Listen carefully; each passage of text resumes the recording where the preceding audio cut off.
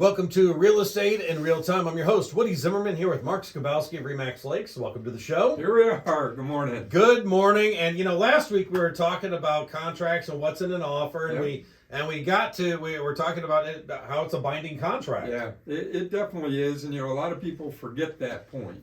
Mm-hmm. I say a lot. There are those that, I can just get out. Well, guess what? It's not. Yeah. There is no 3-day right of rescission when it comes to real estate.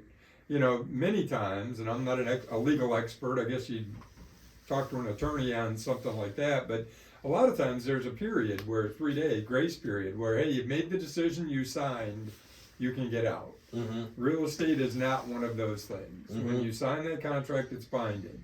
So the terms of the contract, which is really what the show is about, it spells out not only who's buying, who's selling, but specifically the property that you're buying. Yeah. And then everything else. And it's the everything else that many times people forget about. Yeah. So, I've had numerous transactions where people have put a deal together on their own, come to me and said, hey, can you just do the contract?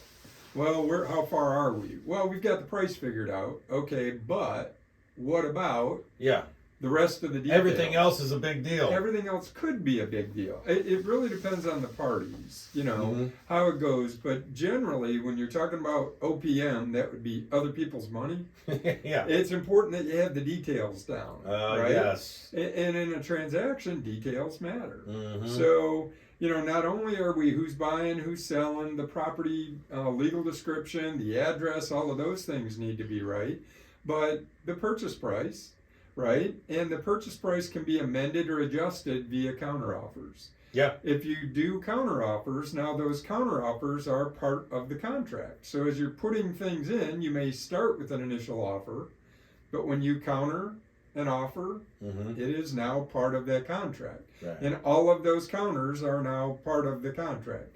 I've seen, I think, I don't know exact, don't quote me on it, but I think the most I've had is like 7 counter offers. Wow. And when you're down to splitting $100, $200, it's like, really? Yeah. Are we going to go there? But again, you're talking about money. Mm-hmm.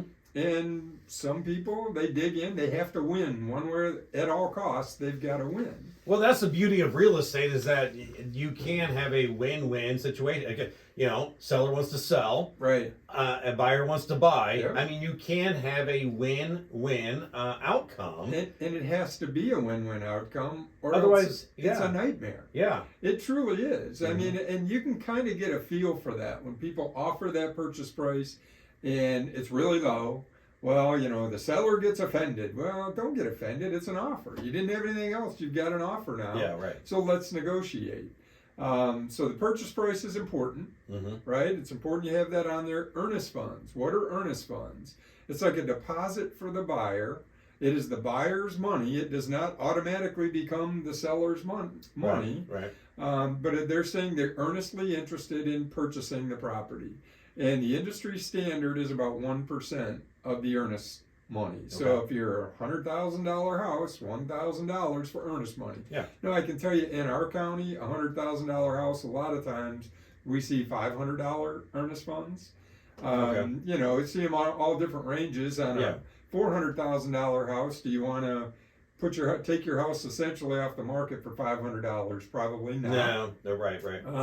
But from a buyer's perspective, when you're writing an offer, earnest funds can be part of that negotiation. Okay. A higher level of earnest money shows that you're more committed. You've got more skin in the game, Mm-hmm. right? I'm throwing all these terms around, but you're more engaged in the process. You're more committed to this property. Yeah. And going back to when we started, people thinking, well, I'll just write an offer, get accepted, I can move on.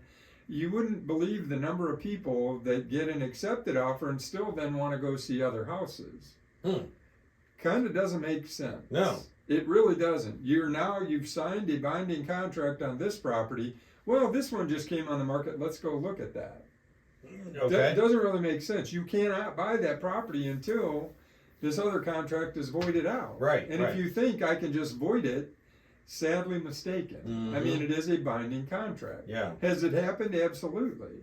However, you could cost yourself some money by taking that approach. Right. And I was actually doing a deal similar to this, where we were out of the time frame, and it turned out that there was some mold in the basement, and I mean there was all kinds of problems, and the seller asked me to wait, and I did wait, and then we were out of that window, and then the appraisal didn't get done, and the inspection didn't get done. So I'm thinking like we're out of contract, and he wanted to hold me to the contract, so we did a letter of whatever. A mutual release to resolve it. But so you can. I mean, there are steps to get out, but there was a lot of steps. Well, and you just said it. There's steps in the contract. The terms of the contract, which is really what we're talking about, are important. Yeah. Right. And following those terms, from both a buyer and a seller standpoint, are pretty important. Those timelines that you build into that purchase agreement are important. They can always be amended or adjusted if everybody agrees.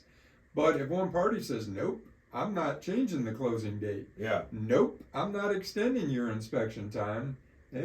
Right. You don't really have a leg to stand on. Yeah, I know. And I mean, I lost $500 in the deal, but I was kind of happy to walk away from it. Wash my hands, wash your hands. Yeah, live and learn. So, all right, we're going to talk more about this. What's in a contract? What's in an offer? Or actually, what's in a contract? Coming up here next, you're listening to Real Estate in Real Time. And welcome back. You're listening to Real Estate in Real Time. I'm your host, Woody Zimmerman, here with Mark Skabowski. And we're talking about what's in a contract, and now it's a binding contract. It's a binding contract, and the details matter. The things we're talking about are terms and conditions, right? Price, they're pretty self-explanatory. Everyone understands price. Earnest money, I think hopefully people have a good understanding of what that is.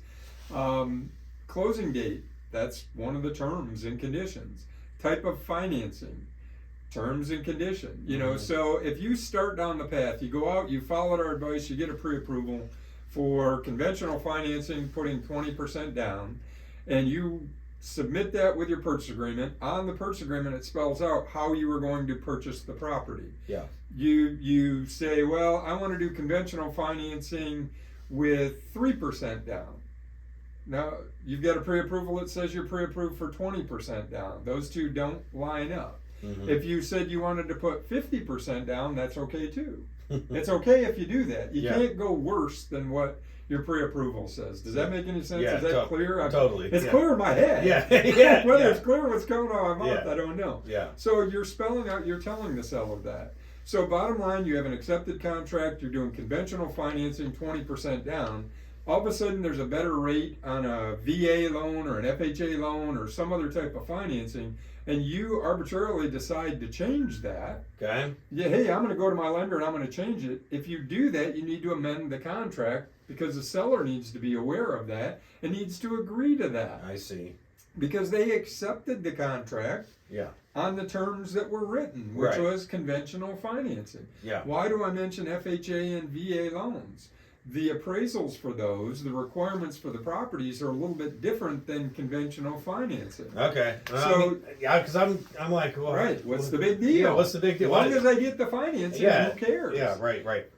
The seller cares because there could be requirements for them related to the other type of financing. So just be wary of that. Whatever you're starting with, when you can always change, you can amend. What did I say? It depends on both parties agreeing to it. Yeah. If you let the seller know in advance, hey, I'm getting a 2% lower rate because I'm going this way, what would you do if you're the seller?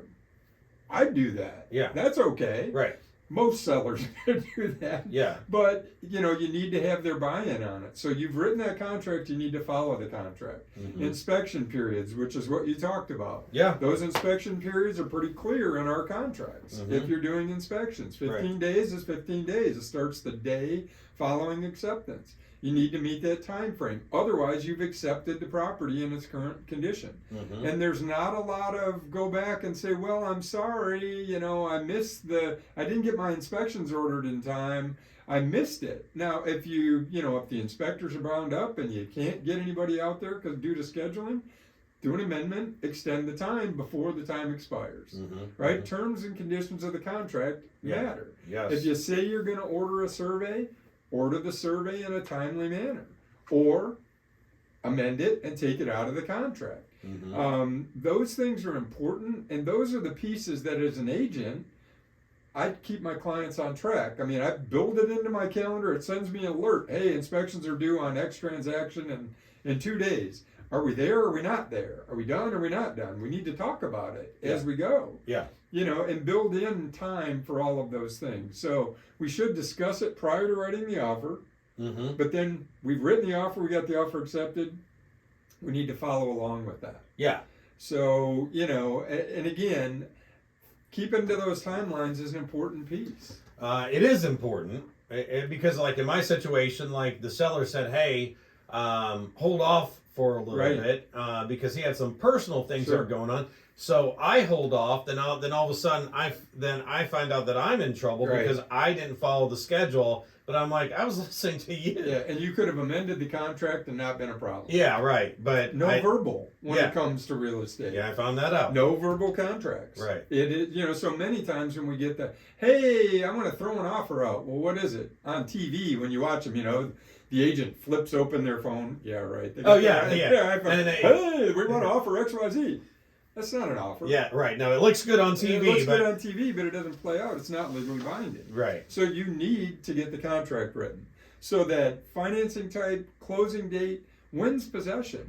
Mm-hmm. You know, do you get possession at closing, which is the norm for Kosciuszko County years ago, prior to my getting in real estate, people would keep the house for 30 days after closing. Yeah, wow. Nowadays, people get possession at closing. Yeah. Typically, all of those things are spelled out in the contract. Mm-hmm. In 21 and in 20, we were talking about how do you win the deal, give the seller additional time after closing it for free. Yeah. We're starting to see a pullback to, you know what, possession at closing. Why? Because I'm renting and I need to get out of my rental unit to come into your house. I need possession on this date. Yeah. So those time frames are important. Not only the inspection, but when did you apply for your financing? That's in the purchase agreement. That's in our contracts. Right. You will apply for financing within X number of days. And you've also then committed to getting the appraisal ordered. Because many buyers think, well, I'll wait till I get through inspections to order the appraisal. That is not what our contracts say. It says you are giving the authorization to do the appraisal right now, not wait for inspections. So wrapping it all up, the terms and conditions of the contract are binding on both parties. They can be amended or changed if both parties agree. But bottom line, before you take that leap and write that purchase agreement, make sure you know what you're writing. Make sure you agree with all of those time frames. You're prepared to take care of those time frames or act on those time frames. If you're going on vacation, going to be gone for 10 days, it's probably not a good time to sign a contract to get your inspections done. Yeah, right. You know, in 10 days. Right, So, exactly. And that's why I say you should go with an agent with experience because they're going to work you along the schedule big time. That's part of our responsibility. All right, very good. Mark Skabowski, Remax Lakes. We're out of time. Thank you. Great information, great show. You've been listening to Real Estate in Real Time. Have yourself a wonderful weekend.